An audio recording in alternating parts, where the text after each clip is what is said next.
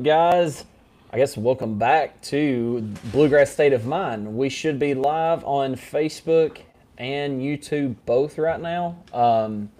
So bear with us right now. We have never done this before on this platform, so we will see how it goes. But yeah, we're excited to be here with you all. Let's get right into it, fellas. So some news dropped on Friday. This is the kind of the news I think everybody was waiting for, especially Kentucky. And why this is so important for Kentucky right now is because specifically we still have one roster spot missing. Currently right now, let's just kind of go over that before we dive into this whole 5-5. But we have 14 roster spots right now. Currently, we have Zoom Diallo, or let's start with the guards, okay? We have Zoom Diallo, Alex Wilkins, Mason Williams, Jerome Morton, Zion Hawthorne. At the wing position, we have Milan Momcilovic, Cam Williams, Braden Hawthorne, Trent Noah. And then at the forwards, we have Justin McBride, Usman Nadaya, and then our centers are Malachi Marino, Reese Potter, and Big Frank the Tank, right? So we're still missing one, and that's kind of been the topic for a little while. Thinking about, okay, what are we going to do? Are we waiting for this 5-5? Is Mark Pope holding that last card for this reason? So on Friday, there was some big time news. We had the news drop for the 5-5. So kind of let's just cover about that. Like, what is that? So the NCAA has a new system that allows Division I athletes now to compete for up to 5 years within a 5-year eligibility window, rather than your traditional just 4 seasons. The big development, though, on Friday was that there was a federal judge ruled that the affected class of the 2022 athletes who had exhausted their 4 seasons would be eligible now for the 5th season in that 26-27 year. And this applies across all of Division I sports, not just basketball. So it is huge for college basketball because experienced players who everyone thought were finished could now suddenly return. But, there's a couple of more catches to this, and I'm going to let Mason elaborate on that. But one is that this does not mean every former college player can simply just come back. The Friday rulings cover the affected class of 2022 athletes. And Mason, I guess you can go ahead and pitch what else was just dropped this afternoon before I keep going, because I think that's really important. But there was some more news that broke today. So, Mason, I'm going to throw it over to you to kind of explain what happened as well. Yeah, so basically, Judge Sweeney issued an order clarifying that initial injunction for the 5-for-5, basically stating that it is going to limit the options for fifth-year players, that if they had not previously entered the transfer portal, then they cannot pick a new school. So they have to go back to their old school if their old school has an open roster spot, right? So at this point, everybody, I know over the last few days, everybody's kind of been throwing names out there, and I'm sure, I was reading something else that the NCAA is going to appeal this and try to not let this go through. So we'll see what happens with it. But basically, right now, it is going to be very limited with this injunction that Judge Sweeney has passed. If you had not already entered the transfer portal, then you cannot basically enter the transfer portal now and go to a different school. And a lot of these players did not because they thought they were out of eligibility. And also, professional status matters as well. So under NCAA rules and guidelines, signing with an agent or testing the NBA draft order does not necessarily end your college eligibility, but actually signing an agreement to play professionally, that's a different matter. The NCAA rules generally, they prohibit that. And then the agreements to compete professionally after enrolling in college. So a player, for example, who's already signed with an NBA or other professional playing contract would not automatically be considered eligible. But, with what Mason just mentioned, that kind of changes the whole dynamic in a sense. However, though, Colton, I'm going to say that is not going to stand. I don't. This is a building. This thing is evolving, People were skeptical. People didn't really think that it would actually happen, this whole 5-5, and then look at where we're at now. So I would, if I had some money to put on something, I would say that it's going to pass to where these guys who didn't actually put themselves into the transfer portal will actually end up playing. But, this changes everything. It changes a lot for Kentucky if it does proceed to happen, that we can get these guys who didn't put in for the transfer portal before then, and will still get that eligibility, but also just in college athletics in general. But Colton, when you heard this, like, what was the biggest thing for you as far as the place from a Kentucky standpoint, the fan, thinking about, okay, yes, like, this is what I've been waiting for. Do you look at this, like, is this a case where it gives us an upper hand if we can do this?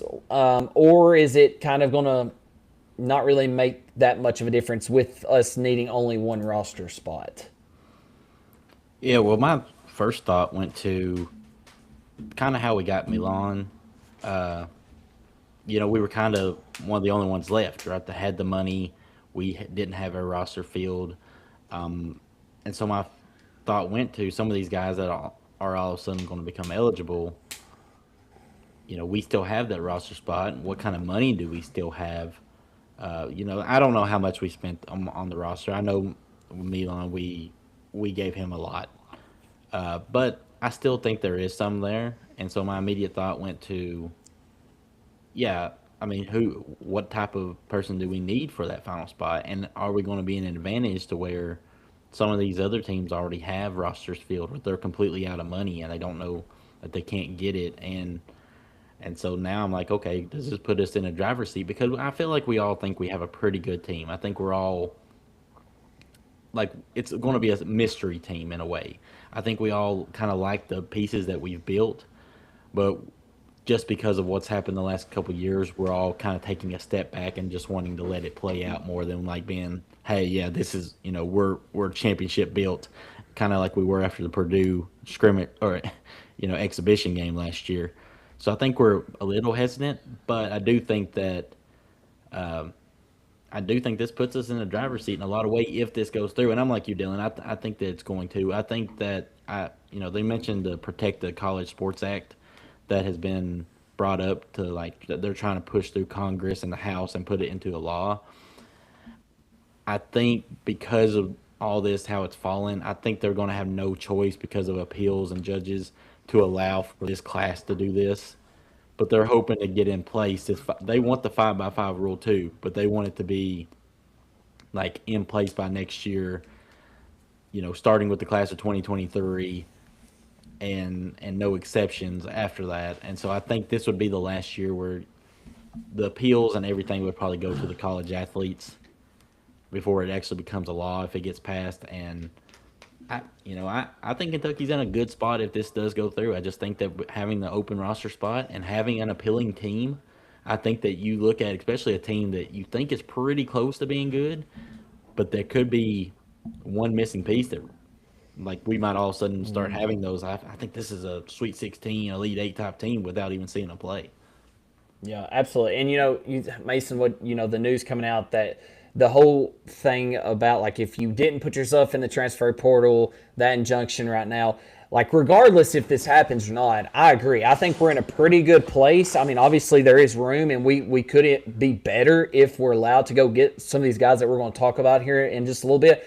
But I'm going to tell you who's not in a good place. I immediately thought when you said that is going to be LSU. They're putting all their money on this. Like, they're banking on this. I don't even know. Have y'all looked at their updated rosters? Like, I think they had three guys. I know, that's what I was going to say. At one point, they had 3 guys.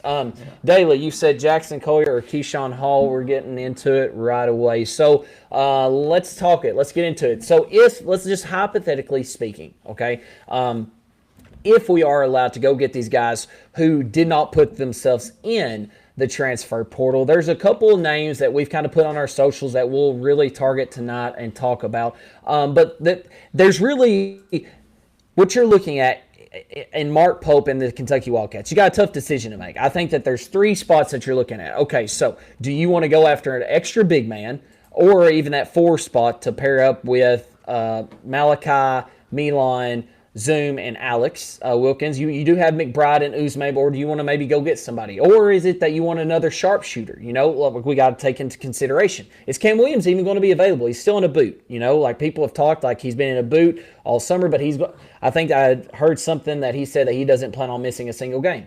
But then also you look, okay, what about a guard? Do we need another guard, backup guard that has had that experience? So that's kind of what we're looking at. So before we get into these names, though, Mason, for you, what's the most important target right now for this Kentucky basketball team? And we may not agree. I want us to go around real quick and like, what if you had your choice of not a name yet? We'll get to those, but like, what spot is missing on this roster in your opinion? I know we haven't watched them, and it's a complete different team than it was last year. But looking at the roster, where they was played at previously at their old schools, knowing what it may look like, hypothetically speaking. What spot are you looking at to add on? I don't know for me that it's so much a spot or a specific position. Like looking at some of these guys and looking at our roster now, I think when I look at it, I think I want that guy who can go get a bucket, right? Because, yes, we've heard kind of like, okay, Wilkins may be that guy, but do we really know if he's going to be that guy at Kentucky? At the SEC level. I mean, he was that guy. Last year at a lower level, lower competition. But is he going to be able to make that jump and be that for Kentucky? And I think he brought up Keyshawn Hall. I think Keyshawn Hall has that. But I think us getting that guy who can go get his own bucket just opens up so much more around this team and the roster that Pope has built so far. Colton? I was kind of on Mason's train there because that's kind of where I was looking. But the more I look at their roster and what I think that we may end up needing more than anything is I think we're going to need a good defender for the 3-4 spot because I don't know that Milan is a great defender. And be honest with you, I don't know. I know we know that Malachi is a little slow-footed, I mean, he's a big guy, but he's not known for just being a great defensive player. And so I don't know exactly when they list out that starting five. My thought goes to who's our athletic defender on this team? Like who's going to be an elite defender, or are we going to give up 85, 90 points a game? And do we have enough to outscore teams? So if you can find someone that's kind of that stretch 3 or 4 that actually is a good defender, that might be what you need more than anything. Yeah, that's kind of where my mind was at, the defender, but also more so than anything, just another big man, whether it be a stretch 4 having to play at the 5 spot when Malachi needs a break, whether it is the 4 stretch playing along with Malachi. No disrespect at all, but like right now, when you're looking at our bigs, and when I say bigs, I'm more so looking at our centers positions. We have Reese Potter. And no disrespect whatsoever, but Reese Potter played at University of Miami, right? Miami of Ohio, correct? We don't really know what he's going to bring. Like we've seen this story. Some people can come from a mid-major and go from here, elevate their game from here to going way up here. Some they just don't. It doesn't transition well. But it's one thing to do it whenever you're going to like a big time school. Such as a mid-major level like Miami, Ohio to maybe like a Vanderbilt or Miami, Ohio to like an LSU. It's a total different thing going from a Miami, Ohio to the University of Kentucky, like one of the most prestigious colleges in college basketball. So I just don't know what he's going to offer. And then you think of Big Frank. Yeah, Big Frank's a tank. I mean, he's huge. He's 6'11". He's good at defense, but the only thing is his health. Like, is he going to be able to what's he going to give you on a night in, night out basis whenever Malachi is in foul trouble or whenever he's needing a break? So that's kind of what I'm looking at.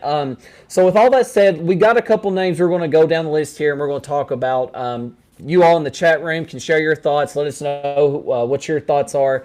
But let's start with Mr. Mark Mitchell. Mark Mitchell, University of Missouri. Keep in mind, this was a guy who started his career at the University of Duke and then transferred. Has been at Missouri the past 2 years. He is a 6'9", 230 pounds with a wingspan at 7'2".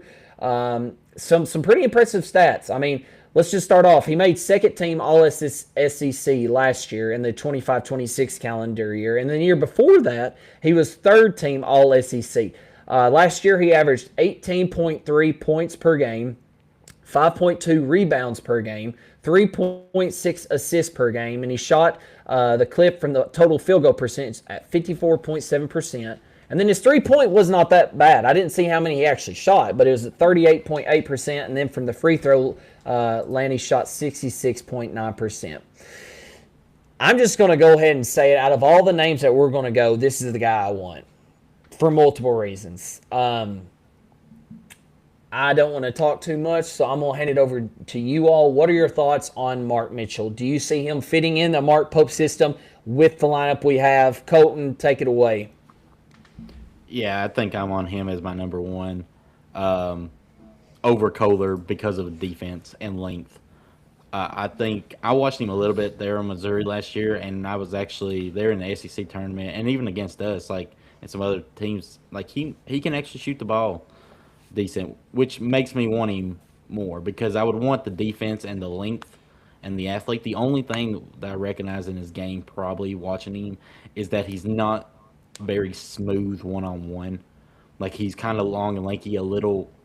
Like he's not one that's going to just break you down like one on one. He's kind of physical though, so if you get it back to the goal and you get him deep enough in the paint, then he can, and he can use the strength to kind of create there. But he's not one that can catch it at like the elbow really or the top of the key and then kind of take his guy off the dribble. So being at 6'9", you kind of wish that was a little better. But I think that what he could do there is make up for it on the physicality down low. So I'm definitely him on my top for sure, just because of what he can bring and what we're missing. I think he can bring the defense and still add the scoring to it. Because if the other guys show up like they're supposed to, then maybe we don't need the scoring as much as we do the flexibility of that position for sure. And that's a great thought, though. Somebody put in the comments, Mark Mitchell, he is not going to be coming in for a backup position, and that's a good point. But I wouldn't expect him to be. In a perfect world, as they mentioned in the chat, like my lineup going in, getting Mark Mitchell, you'd run Wilkins or Zoom at the 1, Wilkins at the 2, Milan at the 3, Mitchell at the 4, and Malachi at the 5. I wouldn't want him to be a backup. And then you'd have McBride coming off the bench, and then you wouldn't have to worry as much because I think you could transition Mark Mitchell into that stretch 4 into the 5 spot and still spread the floor out. Somebody else had commented about, you're going to just have to outscore people, whenever you look at a Florida. Are we actually going to physically match up against Florida going in at getting Mark Mitchell? No. But my thing is, who is? Like nobody's going to be able to match up with their bigs physically. But what you're doing at that point by bringing in a Mark Mitchell is you are allowing more versatility of within that 4 or 5 spot. And I think that is a good fit for him because I just don't know how much of an offensive game Malachi Marino is going to transition. Like we do have that talks. And I don't want to I'll go on here and hopefully say that, and he'll surprise me like we did last year. I didn't even expect him to play much. But like Mason, when looking at that, like whose offensive game are you going to want more and expect more out of? Would it be a Mark Mitchell or a Malachi Marino? Like, are we truly expecting Malachi Marino to make such a big jump that he's going to be averaging about like 15 points a game? Because realistically speaking, that's what we're going to need out of him if we don't have another big man that can come in and help out on those side of things. Like, where are you at with this Mark Mitchell? Do you like that fit? Do you think that is possible? Or is it unreasonable? Like, he's just not going to, he wouldn't fit well? No, I do like the fit. I think he's kind of that dog. We played against him last year. You kind of saw that come out of him during the SEC tournament whenever we played against him. Kind of got that dog mentality in him, and I like that. I just think, like, it worries me a little bit. Like, if we're going to go Milan at the 3 and Mitchell at the 4, I feel like neither one of those guys are really well at, like, putting the ball on the floor and being able to do something with it, right? Like, Milan's more of a straight shooter. But would you even Mitchell's need that, more though? of a, do you need that? Like, the whole point of having Milan in that roster spot, and I don't mean to cut you, we're just going back and forth. The whole point of having him on there is he's a shooter. Like, he spreads the floor. Like, last year, we had plenty of guys that could dribble. Like, they love to dribble. They wasn't good. I agree, but how many times over the past 2 seasons have we said we need a guy who can go create his own shot and go get his own bucket? And we still don't know if we have that. It's true. We're expecting and hoping and hearing that it's going to be an Alex Wilkins. But, like, okay, well, let's just go ahead and jump into our next guy because I think that we can bounce back off these guys. Another one that you're looking at, let's go to the guard spot then, the Richie Saunders, okay? Somebody in the chat had talked about Richie Saunders. I think there's a lot of baggage that comes with Richie Saunders, but let's cover that. Richie Saunders, 6'5", 205 pounds.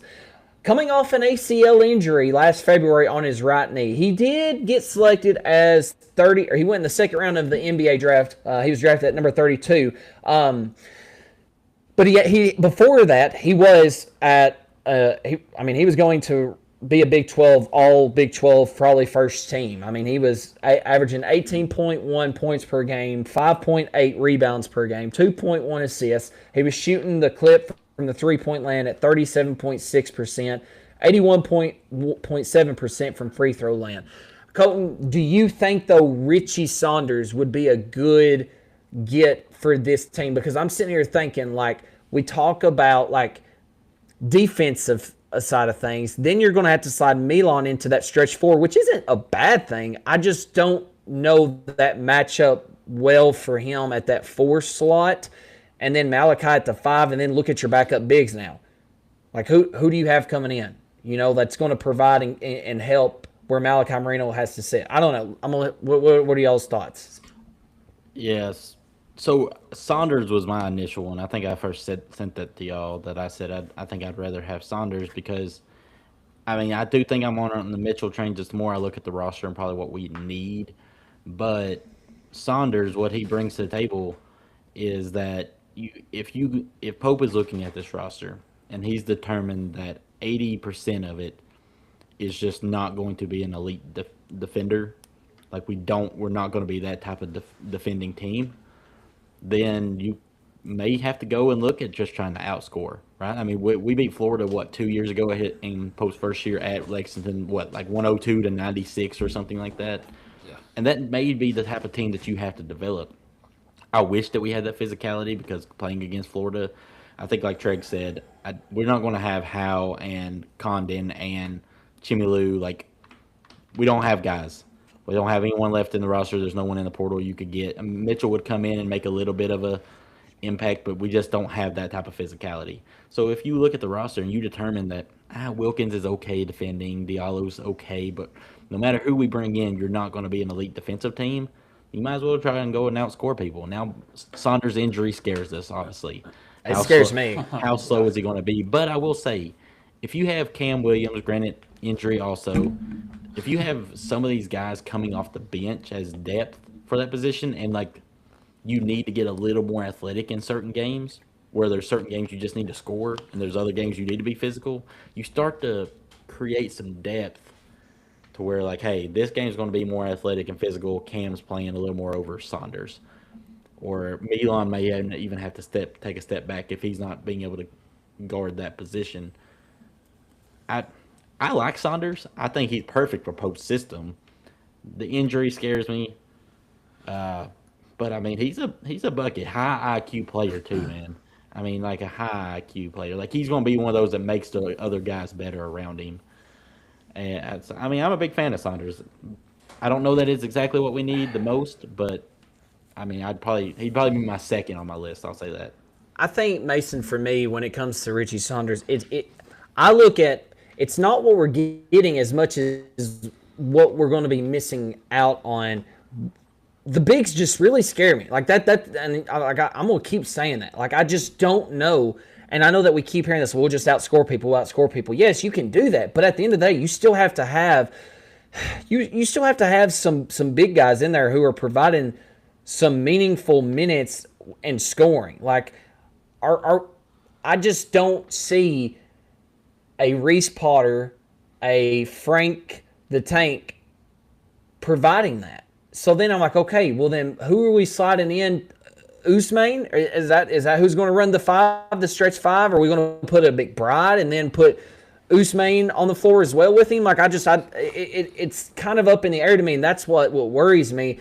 But then you also could say, you could play devil's advocate and say, well, what about the guard position? You're looking at a for sure Zoom Diallo, Alex Wilkins, and then after that, what happens? You know, is it going to be a Trent Noah? Is it going to be the Morton? Is it going to be Mason Williams? You could, and that's where I am. I get that case of talking about, okay, well, now you have another guard in Richie Saunders if we were to pick him up. Mason, who's your guy? Is that who you're looking at? That if you had your option, I know you said whenever we started this, you said you would like to find somebody who can go get a bucket. Like, is Yep. that the guy, or is it another guy that we're going to talk to in a little bit? I don't know. I mean, I like Richie. I think he fits perfectly in Pope's system. Obviously, Pope coached him before. He's had him in that system. The thing that scares me is him coming off that ACL injury. We've talked about it. We did that last year with JQ. We seen how that turned out. And another thing that I guess if you bring Richie in, like you mentioned earlier, Dylan, like do we go that three guard Zoom Wilkins Richie and then move Milan to the four? And I just don't know if having him at the four as our starter, I don't know that he's physical enough to be able to play the four in the SEC as his like primary role, right? As a starting four for us. So But how many? How other than Florida, we got to stop. And I'm not saying you are, but we got to stop comparing our bigs to Florida bigs. I feel like everybody has got to stop doing that because let's get real here. And actual reality, is the four spot even a physical built guy anymore? Like I feel like the four spot is that shooting Milan. Like I think that's today's game, right? Like I mean, you may disagree with me, but I just don't. I don't want to keep hearing us compare ourselves to the Florida bigs because they're just different, right? Like, right, and the thing that I keep going back to in the back of my mind is like thinking about Pope's system. Like he doesn't necessarily have like these big physical bigs who are down there just banging and trying to get buckets, right? He likes to spread the floor. He likes bigs who can move and kind of get out on the perimeter. So I mean, I feel like that's kind of what you got to give and take with Pope's system, right? Like last year, Malachi was good in some games, but then he kind of didn't hold his own against some of the more physical big guys like Chinyelu and some of the other guys in the SEC that he went up against, right? He struggled a little bit with those more athletic, stronger bigs. But at the same time, that's kind of Pope's system. Like, from what we've seen with Pope, he doesn't really have a guy like Chinyelu or like an Oscar who's just down there banging and getting rebounds and, scoring 15 points a game. He just hasn't had that yet. And so when I keep thinking back to all these things, I think for me, right now, it's probably Keyshawn or Saunders, just because of giving us that offensive firepower. I don't like that. Like, Why well, not? I told you, like the big, like Yeah. it just scared. Go ahead, Colton. It just scares me, man. I just well, like I but feel you- like we but- don't have But, anybody. yeah, but then you just said to not worry about Florida's bigs, but then you're worried about bringing it. So it's kind of like a. So Not not for the but not for the physical, not for the Right. physicality aspect of it. I'm talking about the stretch and also being able to like Mark Mitchell. He can provide that. Like he can Right. put up points. Like I'm not No, worried. No, I agree. I think I think he'd be a great pickup. I mean, I think he'd really fill in that spot. But it just depends. Like I said, what do you need? I think it's such a mystery right now. I think we're hoping that Wilkins is going to be that dude. He may not be. And let's say that we're not getting a whole lot of offensive production out of the guards. We know we're not getting really offensive production out of Malachi. So then, if we're relying on Milan to be our only scorer, and people know Milan's name now, right? Like it's not. He kind of went under the radar because Anderson, right? Wasn't it Anderson or what was his name? That was at Iowa State last year. That was All-American, and it wasn't Milan. He got hurt. He didn't play in the. But yeah, I mean, you have someone like that was and so Milan's name is now out there. And so I wouldn't be surprised for him to get several double teams and them to make sure that they run him off the 3-point line and all this stuff. And then what can he do at that aspect? I don't think we've got to see that much of his game. And so it does worry me a little bit scoring wise, just because it's a mystery. Now Wilkins comes in and he's dominant. Diallo's a driver of the ball. Malachi's worked on his offensive post game. Maybe we're locked in on defense. But I can see where Mason's coming from as far as the fact that we're entering this with a lot of proven outside of Milan without a whole lot of offensive We don't like, have a scorer. being like, proven. Yeah, Right. that's what scares me again. So that might be where you need to go. Yeah, and again, it was Josh. I think it was Joshua Jefferson. Is that right? Yes, All-American. yeah. So, but I mean, we've already mentioned it, but you cannot not think about the ACL injury. I mean, what are we gonna do? Another acquaintance thing? Like, I mean, and we know Pope's track record with injuries. I mean, knock on wood. I hope that doesn't happen. But I mean, that's something you cannot not think about. Like, are we going to be taking a chance on a guy here again? Let's get into another guy though. Going back to the bigs, we got another big time guy. Jackson Collier. Jackson Collier, the Michigan State, 6'9", 245 pounds, all Big Ten honorable mention. Averaged 12.5 points per game, 8.9 rebounds per game, 1 assist last year, shot the three-point ball from 38.9%, and his free throw percentage was 86.9%. Mason, is this a guy that I feel like Kentucky, I just read something as well that popped up that like we was the first to reach out to him. I think this is another guy that when you look at the stretch 4 or even the 5, whatever you want to call it, is a Pope fit. Like I think he is. I wouldn't want to get him over the Mark Mitchell, but what's your thoughts on Jackson Collier? Proven vet, more like he's going to get the guys, like he shows the passion. He has a different side to him. I feel like he's definitely a locker room guy. It looks like, seems to be. Yeah, don't get me wrong, he's a great player. But out of everybody we've talked about so far, I think he's at the bottom of my list. I just like if we're going for that type of position, like that 4, I'd rather have Mitchell. I feel like he's, they can both kind of stretch the floor. Kohler probably shot a little bit more than Mitchell did. If I had to guess, I don't know off the top of my head, but I just feel, athletic-wise, being able to kind of play different positions, move in and out. I think Mitchell's a better for what we need, based on what we have on our roster. But he's at the bottom of my list right now, based on these guys. I still think number 1 for me has got to be Keyshawn Hall, which we have not made our way to. But Colton, Mr. Jackson Collier, somebody said he's played in a bunch of big time games. He has, he's played in a lot of big time games, proven himself. I think he's a couple steps behind Mark Mitchell defensively for sure. Offensively, what he can provide. But Colton, is Collier on the bottom of your list as well? Yeah, just because I think if we were I'll say this, if Milan was very athletic, I would say Collier was at the top of my list. But with Milan being a guy that we're probably going to have to make up for defensively, I think he has to go towards the bottom of the list. Just because I think like you said, I think he's a veteran guy. He's one of those high IQ guys that he's not going to get cooked defensively because he's got a high enough IQ that understands, hey, I'm not going to guard this guy 10 foot past the 3-point line knowing he can blow by me. He's that type of guy, right? He's going to play the type of defense that's going to make him work a little harder. He's just not going to give up any freebies. But he's physical. He's a veteran. He's one of those that he's going to be in the right place at the right time. He's probably going to make the winning type plays. And you may need it on a team that's full of guys with a bunch of mystery, right? Outside of Milan, you don't have a lot of guys coming in with a lot of big-time experience. Wilkins coming in from Furman, right? Washington hasn't been that good in the last couple of years. You got a lot of your backups haven't played in big-time moments.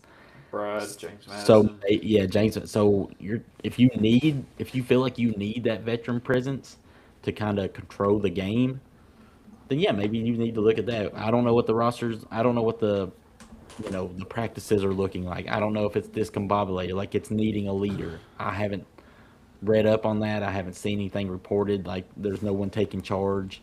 If you felt like you needed that type of guy on the court, then yeah, maybe you go get Kohler. But other than that, I feel like those other guys have to be ahead of him for what we personally need at the moment. And, Daly in the chat room had mentioned something very important at the beginning. There's a lot of this goes down to, like, how much money we have to offer, right? We're sitting here talking about, we don't want Jackson Collier. Well, Jackson Collier might be the only guy that, like, as far as money-wise, that we can actually go get. So when thinking of that, that's another aspect to this whole 5 and 5 whenever teams are looking at players to get is how much money they still have. So let's get into another guy, Mr. Keyshawn Hall, the Auburn alum. 6'7", 235 pounds. He was a third-team All-SEC this past year, averaged 19.3 points per game, 7.1 points rebounds per game, 2.6 assists, shot the three ball at 37.9%, and free throws 85.6%, and overall field goal 45.1. Mason, I'm going to let you take things right away since he said he is your guy that you want to get, Keyshawn Hall. Yeah, and just kind of looking back through some of the comments here, Corey made a good point. I talked earlier about Milan at the 4, but now the more that I think about it, like, can you imagine Milan trying to chase a 3 around out there? Like, chase somebody like a Keyshawn Hall, an athletic guy who can get to the rim, who can shoot. Like, I just feel like it's going to be tough for Milan to guard the 3 position. And, you bring Mitchell in, then he's almost guaranteed to play the 3. And I just feel like that kind of creates some mismatches for us. So, I mean, that's a good point. Now, even with that point, like, this just makes me want Keyshawn Hall even more because I think you can put him there at that 3. Well, hold on. Could you not just switch Mitchell and Milan? I mean, I guess you could, but I still don't know how Mitchell's going to be able to guard a shifty wing like that. Yes, I mean, Mitchell's good, don't get me wrong, but he's more of like, he can't really blow by anybody on offense, right? So I just don't know how he's going to stay in front of a wing or a guard out there. So I think Keyshawn Hall, like, we talked about, we seen him at Auburn. I mean, he put up 19 points a game last year in the SEC. And I know, like, I've seen stuff people talking about, oh, he's a locker room problem, or, they had some issues last year at Auburn. I mean, look, I don't think Pearl's son should have been the coach last year. I'm sure there was a lot going on down there at Auburn last year with everything that happened and Bruce Pearl leaving last minute. This dude's a bucket. Okay, he's athletic. He's a bucket. He averaged, 7 rebounds a game. I mean, I think he's that guy that you could put on the perimeter. I don't know how good he is defensively, but I know he's athletic enough, and I've seen clips of him offensively. Like, he's athletic enough and he moves quick enough that he could be a good defender for us out there on the perimeter. And he's long enough. I think he's a perfect fit right now. He's a certified bucket. Guy who go get a bucket whenever you need it. It's a good point. Somebody put in there money shouldn't be an issue. Look at how much was offering Costa Rica. It's a good point. Yep. Real quick before I jump gears to Colton for Keyshawn Hall, for those who are watching in the chat, let us know, out of the names that we have already mentioned, and Mark Mitchell, Jackson Collier, Richie Saunders, and Keyshawn Hall, if you could get anyone, who would you want as the last roster spot for this Kentucky team in the next 26-27 Kentucky basketball year? Keyshawn Hall, Jackson Collier, Richie Saunders, or Mark Mitchell? Colton, going back to Keyshawn Hall. I mean, before we jump there, that's my only concern is the whole locker room thing. I mean, that really is. That was even coming. I was reading some stuff today. That was even before he made his way to Auburn. That was a locker room problem. I think it was where did he play at? Not USF. Where did he? UNLV or UCF. UCF. I think UNLV at one point too. Yeah. Colton, Keyshawn Hall, is he high on your list? Is this the guy? I know you said Collier's at the bottom. Who? Yeah, I mean, the athleticism that he would bring and the scoring would be good in those situations at times for sure. I don't know what type of locker room problem he would have if you felt like he would discombobulate your team as far as like he'd just throw him off. He's not the type of leader you need, and he's going to cause more issues than he's going to fix. Then he's probably low on my list too. I do think that he. Didn't we hear that about Stokes? We all still wanted Stokes. Yeah, but there's a little difference. I mean, we're talking about a guy that is still in college. Stokes ain't going to be in college after next year, so I think there's a difference in players. I mean, Stokes 20-point per game scorer proven in college. but there's also a reason he's not on the NBA. I mean, so was Oweh. I mean, you know what I'm saying? And we need people better than Oweh. I'm just saying I don't know that Hall is that any better than Oweh. And I'm looking for either you better be a right roster fit or you better be better than an Oweh. And I don't know that he is. I don't personally. I mean, I just don't at this point. I don't think that he's. Why are you holding back, Mason? I'm sitting there thinking though, like, I mean, there's guys that are great college players, right? That they're not, but there's Correct. a reason they're still here. I mean, the reason they're still available, and I mean, it's the same way with Oweh, right? Oweh was averaging 20-something points a game, but we all knew that like that was it. But there's a reason why these Darius Acuffs and Caleb Wilsons and guys that they're different, and Stokes is liable to be that. So you tolerate a little bit with the locker room stuff, and I don't think Hall is that. So if you don't have that guy out there, and you have other guys that could fill your roster and be a better team guy, then I just have him lower on my totem pole than some of these other guys for that reason. I mean, for me, it boils down to and maybe I shouldn't be like this with Pope because he hasn't really proven that, but I want the better player. Like, if you can't figure that crap out in the locker room, you do not need to be coaching high-level D1 basketball. Like, that's all there is to it. You know, like, I guarantee you right now, if Bruce Pearl was still the coach, you don't have that problems out of Keyshawn Hall last year. Anybody want to bet? I guarantee it. Bruce Pearl would have sit him down in the corner, made him cry like a little baby if he was doing that stuff at Auburn last year. So, I want the guy who's averaged 19 points a game in the SEC and shoots at 38% from three and 86% from the free throw line and averages 7 rebounds a game, and he's 6'7" and can get downhill and go posterize somebody. I just feel like that's like a perfect three that can still, he's going to shoot it better, no way. He's more explosive. I say more explosive. I just feel like he's more athletic than what Oweh was. So I feel like, yes, Oweh may have averaged more or may have looked a little better at certain times just because he had to with what we had. He was really the only person we could have that had a chance to go get a bucket. But I feel like you put Keyshawn Hall in a Mark Pope system where you have shooters around him, opens up a lot. Yeah, I mean, I can't disagree with anything that you've said.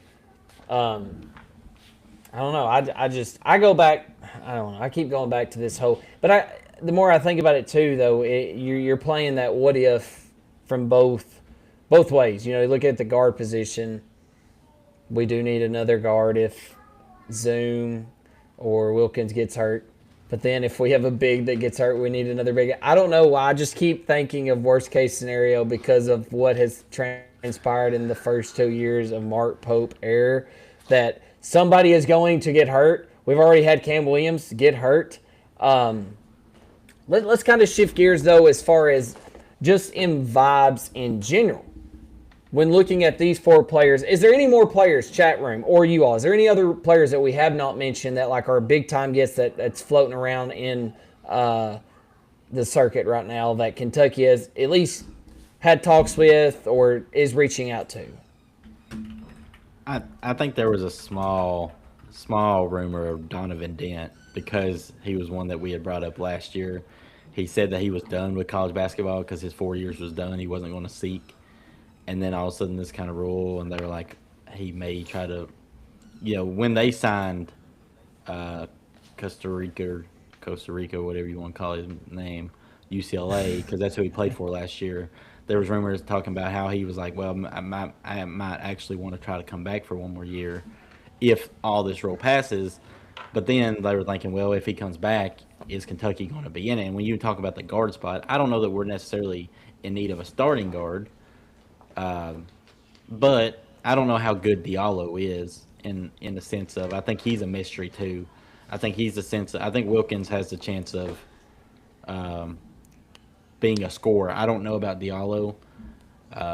So if you had Dent, then maybe Diallo becomes that 6th man of the year type guy. That comes off the bench and is a really good guard. But other than that, I mean, I don't think. Who's the guy that played at Auburn 2 years ago that has played in college like 7 years that transferred? The guy that always mean mugging everyone? Yes. He went to USC, right? No. What is his name? He didn't go to USC, did he? Oh, was he USC? I'm pretty sure he did, and then he didn't play or something. Like he ended up he's like 28, 29 years. Chad Baker Mazar. Let's just go get him. Oh. He went to USC, didn't he? Yeah, he did. Sorry. I thought we were talking about the guy that was always a pester that we just hated playing, but he seemed like he was there forever. You know what I'm talking about? The guy that was always like causing attitude on the floor. He was a smaller guy, like little guard, like number 0. Yes, what's his name? What was his name? Gosh, he was so annoying. He's one of those you probably love as a teammate, but you hate playing against. He'd come down and just jack it right as soon as he got across half court. Well, he was always like he always get Oh, up in your yeah. face, and he like be on the floor. Oh, pushing. I know who you're talking about. He looked like I know what was his name? He went to like UCF, I believe, or something like Yeah, that. but man, He's he like a was, little Nate Robinson looking guy. yes, Yeah, he I was. know who you're talking about He now. I thought Um, that's who you're talking about I because he. forgot. No, I was talking about Chad Baker I felt Mazar. like he was there forever. He was. Um, There's one So- more name. I don't know if y'all have seen it floating around, which I don't know that we ever reached out to him before, but it was Cade Tyson. Do y'all know who that guy is from Minnesota? I'd seen that.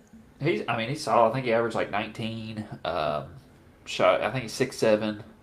So it'd be like that another kind of three position. 6'7". Shot like 41% from three. So I know his name's kind of been floating out there, and he was one who I believe did enter the transfer portal before. So Well, and that's a big thing too. You know, like when you bring that up, like we're hypothetically speaking here. We may not even be able to go get any of these guys. It might be Yeah. very limited. So let's talk about that for a second. If this ends up being like that, and those guys like Mitchell didn't enter the portal, and Kohler didn't enter the portal, and some of these guys didn't enter the portal, it's going to just go back to their teams, a Michigan State and a Missouri who is in our conference, and some of these. And are we feeling worse about our? Are we feeling a little worse about our team in the sense of not because their team got worse, but because other teams got better because of it? I'm immediately thinking that Florida is about to chomp. Oh, like that's my first thought. Is like Denzel Aberdeen. No, I think it makes us. Yeah, I think it hurts us because absolutely. there is a reason why we have been waiting for one roster spot.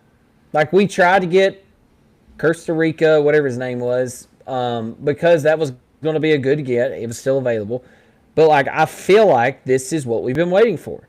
Like we have been waiting for this to pass because there was probably good talks and chats about like, hey, just give it time, give it time, give it time, give it time. So now that there's been another injunction about how it's going to wait, yeah, I mean, I think it absolutely hurts us in a sense that we are going to be limited because these four guys right here are completely off the table now. So now, the Minnesota guy that you mentioned, Mason, we may have to go reach out to him. I don't even know anybody else that's really available as far as that met those guidelines. If that sticks to what they had said, I mean, do y'all know anybody else other than that? No, that's what I was Okay. trying to look. I mean, it just And I came mean, out I'm, from- I'm sure there are several mid majors out there that no one's talking about, right? These random guys that were senior. Oh, I think about a guy like. Do y'all remember watching the Arkansas? Who was they play? Who did they High Point game? Was it High Point? Remember the little guard that went off and him and Acuff were both dropping like 30 something points. Oh And yeah, I don't know if he was a remember senior or not, but I think he was in a way. And I sit there and thought to myself, like, not that we would want that guy in the instance, but how many of those mid majors had guys that had been ballers at their small schools, and they're like just thinking their careers are over. They've stoked there for 4 years, and now it's kind of like, oh, I might have one, and those guys randomly pop back up. You never. Do you know. think it hurts Kentucky though, Colton? You asked the Yeah. question. Do you and Mason think so? If we don't, 100%. If we Absolutely. don't, I mean, well, obviously, getting the chance to get one more decent transfer for the guys that have entered the portal, I think it helps us. But I also think that it gives the ability for some of these teams to get better again around us. And like I said, the guys that are in the actual transfer portal, I don't think there's a guaranteed starter in any of them. I mean, from what the roster we already have built, maybe there is. But if you're not bringing in a guarantee, now like Mark Mitchell is a guaranteed starter, and Well, so is Richie Cole- Saunders, and Kohler right? and Saunders, right? Like they're starters. So I mean, the guys that are actually entered the portal, I don't know that they are. So not that we couldn't get another good piece or good depth and maybe a potential starter. These guys are going back because they're already all SEC, all Big 12, all we're talking about a Saunders who just was one pick away from being a first round draft pick. coming back to a starting. And had he not come off an ACL, probably been a top 15. Right, and coming back to a BYU that has all of a sudden reloaded also with a couple high, freshman class. Our boy Colin Chandler's over there now. We'll just swap. Why couldn't we trade? I mean, I know we got. I was gonna say, why couldn't we just traded him last year? I know he got hurt, but Right. Chandler for. I wish Chad was on here. Chad would be talking about how they're practically the same player. Just give it time. Give it time. He'd be. Well, maybe we might get, if he goes back to BYU, we might get to see how they compare side by side. Exactly. But my goodness. Mason, is it going to hurt us? I mean, like, I think it absolutely hurts us. I mean, if all these other teams are able to add somebody, we're kind of limited down to the guys who did enter the portal before, which don't know what that list is. I mean, it'd be cool to see a list of the guys who had entered before and haven't signed somewhere or haven't committed somewhere else yet. But I saw something earlier that said Kentucky's basically reaching out to every big name, big man, and wing. But good. That's like what we should be doing. And I agree. And that makes me sit here and think, too, like, yes, I know we need some depth, but what's Mark Pope seeing in practice right now, too? Like, is Cam's injury, is it more than what's being let on? Is Braden Hawthorne, is he not living up to what we thought it was going to be? Maybe it's Frank the Tank, maybe it's Moreno, whatever it may be, it kind of puts in the back of my mind here, like, if we're reaching out to every big name that is a big man or a wing, they're obviously seeing some. I forgot about Braden Hawthorne. Completely forgot about him. He just completely slipped my mind. That's another guy that had like that 3-4 spot. Man. Right. Yeah, you don't know. It's a mystery team. So it could be anything. Yeah. Y'all have anything else before we hop off here? No, it could be an interesting next few weeks. Yeah, it could. I mean, we're talking about. I don't know. Does it applies technically to football too? Correct. It's not just basketball. It's not just basketball. So we're talking about football starting in a month. We're talking about they've been practicing. They've done got theirs. I mean, how much is this going to affect? That's going to be harder, right? You don't have a whole lot of football players out there that graduated, and if they didn't get drafted, then the teams are going to want them back for sure. But you take the type of schools like Kentucky, who we've had some guys that we really loved here, and I don't know that they were pretty good players, that they didn't get drafted either. I mean, I don't think that there's a lot of those type of names that are going to change for football, especially with it being so late, but you're going to see a lot of stuff go down in the next couple weeks. Who is one guy? We have daily talking about Trent Noah. Hey, dude has got pretty stout this offseason, it looks like. Did y'all see those pictures of him? Yeah. He definitely looks more toned. Yeah, but I'm very curious of how that's going to play into that. If he's going to play that 2 guard. Wasn't there something that came out a couple weeks ago that he was our best defender right now? Yeah, yep. That's why we're looking for every name possible. Chat room. This is for you all as well. I think it's a good question.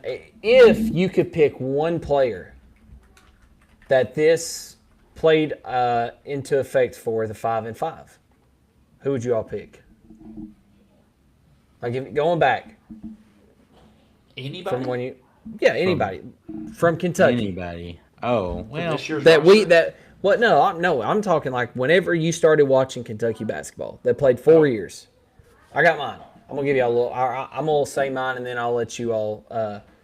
So mine's gonna be somebody that I just thought was a great. You could put him on any roster, and he made a difference. Wasn't like going to be an NBA great guy, and obviously these guys have to play 4 years, so they're not getting drafted for a reason, correct? But mine's going to be Patrick Patterson. Yeah.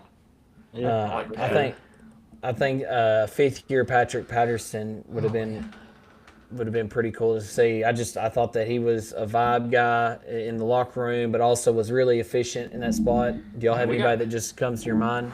We gotta go back. Like we haven't. Right, I know you haven't had many. I know. Are we talking just Kentucky? I mean, this is Bluegrass State of Mind. This is Kentucky stuff. I know. I just didn't know because we are from like all these guys. If we could have picked like this scenario, I mean, how many guys actually played for? I think of 4-year Darius guys. Miller. Yeah, and that's the thing. Would you really want Miller back? I mean, No offense, like I he was love just kind Miller. of a do-it-all guy. Good. I mean, leader. Miller is a great player to have, but I mean, how many stars have we lost? Like that's actually seen through their senior year? Like you gotta go back. Oscar, but he could have technically played his 5th year, I think. Right? Didn't he? He technically could have come back. He got drafted, though. I mean, as somebody But who he got- didn't. What about Mr. Josh Harrelson? Josh. Oh gosh, Somebody said Jody Meeks. That's a good one. Jody makes. I think he left junior Yeah. year though. No, That's what yeah, he did. He I did. couldn't remember if he stayed all four or I think not. he left junior year. That is right. He had one more year he left, and he just didn't. That's- There's I not a couldn't whole lot remember. of guys. I, I mean, how long was Tayshaun Prince here? Did he leave here junior year, or like did he stay? he popped into my mind too, but I don't remember. I'm trying to think of those type of guys. Patrick Sparks. That's what I Patrick was kinda Sparks. thinking. Yeah. I mean, 4-year, those type of 4-year guys. Chuck Hayes. Chuck maybe. Hayes, That's a good Glenn one. Osbuki. Glenn Ozabuki, some of those guys. We're getting way back in the. I mean, well, but that's where We're you getting have to back go in Trig's none of- day. Because from Yeah. from Cal's era on, Oh, you yeah, decent you player didn't left, right? I mean, we didn't have have any. You could have Dominique. Wilkins, Dominique Hopkins, Dominic Hopkins. I mean, you don't have anyone. I mean, like a legit 4-year guy besides Miller and You could have John Hood, Wait, Jared yeah. Colston. did Patterson even was he even a senior? I think so, wasn't I'm he? starting to think that he wasn't even a senior. I don't think he. He was. may not I have don't been. know. I I thought thought he he went was. to the NBA after his junior year. I think he did actually. He may have. Dude, I can't even think of a senior to bring back, man. I don't know. I mean, we don't Coach have- John Hood, John I don't know. Hood, yeah. Did Patrick Patterson play Derek for Willis. 4 years? Derek Willis. He left. I mean, I don't know. It a all. 4-year. I'll tell you what, like a senior Kyle Wilchert, even though he went to Gonzaga. Like a Kyle Wilcher. No, he only played 3 seasons. You're right. He left after his junior year. Huh. Man, I We can't can't even see. say Patrick Can't- Patterson. Can't get any. Darius Miller. That's it. yeah, that's why I was saying, like, do we even want to say Kentucky? Because I mean, we just don't have those guys. We don't have. Yeah, you're gonna have to go way back. But then I think of a true guy that was an NBA type guy that also stayed the whole time. Not for us, but I think of people like the Alex Caravan, right? Like for UConn. I mean, he's there all 4 years, part of all 3 of those championship runs, Yeah. and he still got drafted in the first round. So he played he played 4 years, and I just think to myself like, Perry Stevenson. Perry Stevenson. Hey man, 21. All right. Well, we'll see. There's a lot of. I think there's a lot of things that are going to change. I foresee caller right now, Mason Colton. Do you think that it's going to be changed to where we can get these guys? Yes or no? Yeah.